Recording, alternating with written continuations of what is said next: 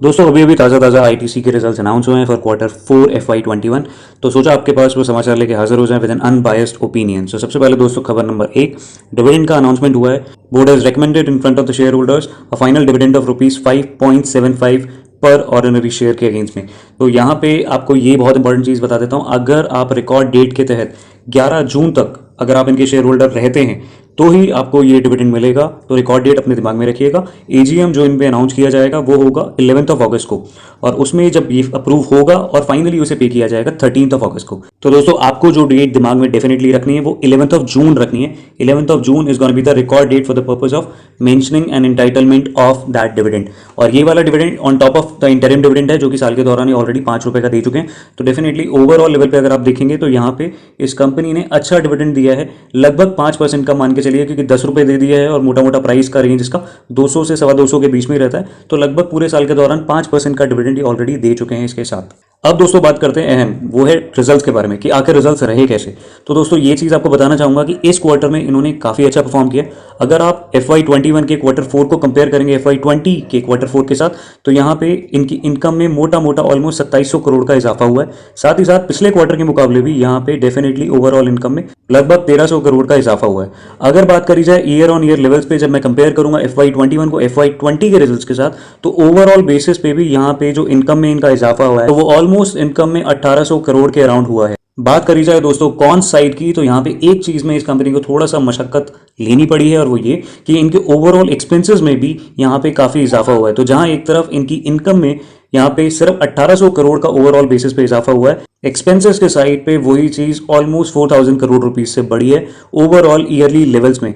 तो यहाँ पे ये जो चीज इस वजह से निकल कर आ रही है कि पिछले साल FY20 में ओवरऑल जो इनका EPS था वो ₹12.47 का था पर शेयर के हिसाब से, वो चीज अब घटकर ₹10.70 पर इक्विटी शेयर ही रह गया है। इसके अलावा हम क्वार्टरली प्रॉफिट आफ्टर टैक्सेस की फिगर को अगर दोस्तों कंपेयर करें तो पिछले क्वार्टर के मुकाबले यहाँ पे डेफिनेटली एक इजाफा हुआ है इनके अभी के इस क्वार्टर के प्रॉफिट आफ्टर टैक्सेस में। बट अगर हम उसे ईयर ऑन ईयर लेवल्स पे अगर हम कंपेयर करेंगे लास्ट ईयर के लास्ट क्वार्टर के साथ में, तो यहाँ पे एक मार्जिनल डिक्लाइन देखा गया है इनके नंबर्स में। बात करिए अगर बैलेंस शीट के साइज की दोस्तों, तो यहाँ पे ओवरऑल लेवल पे बैलेंस शीट पिछले साल के मुकाबले उसके साइज में इस साल लगभग 3500 करोड़ का डिक्लाइन देखा गया है ओवरऑल बैलेंस शीट के साइज में। बात करें दोस्तों अगर सेगमेंट रेवेन्यू के लेवल्स की, तो यहाँ पे सिगरेट्स के बिजनेस में पिछले क्वार्टर के मुकाबले और FY20 के Q4 के मुकाबले दोनों में ही यहाँ पे रेवेन्यू में डेफिनेटली इजाफा आया है। FMCG का ओवरऑल बिजनेस, चाहे आप क्वार्टरली लेवल्स पे बात कीजिए चाहे ईयर ऑन ईयर लेवल्स पे, दोनों ही केसेस में FMCG का ओवरऑल बिजनेस डेफिनेटली ऊपर गया है। वहीं दूसरी ओर होटल के बिजनेस में ओवरऑल ईयरली रिजल्ट्स में काफी ज्यादा डिक्लाइन देखा गया, and that was something which was surely certain because of the corona pandemic. दूसरी ओर एग्रीकल्चर बिजनेस ने काफी अच्छी तेजी दिखाई है और ऑलमोस्ट 20% से वो ऊपर गया है। साथ ही साथ पेपर एंड बोर्ड्स की अगर मैं बात करूं तो यहाँ पे पेपर बिजनेस में हल्का सा मार्जिनल इनको डिक्लाइन देखना पड़ा है, लगभग 8% का as far as the revenues are concerned.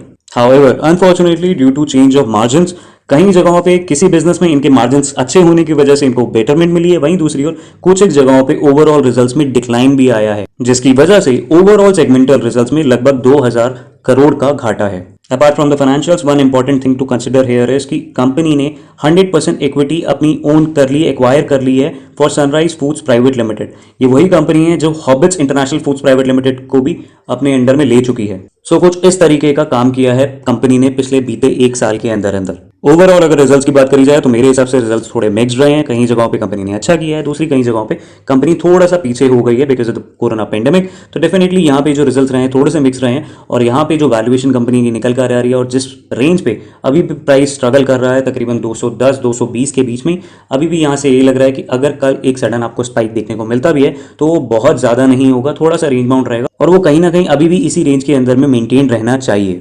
तो दोस्तों ये थी हमारी वीडियो आईटीसी के क्वार्टरली रिजल्ट्स के कमेंट्री के बाद। मैं उम्मीद करता हूँ this video proves helpful for you guys and probably tomorrow you can explore some good option while investing into it. मिलूंगा दोस्तों अपनी अगली वीडियो में, तब तक के लिए।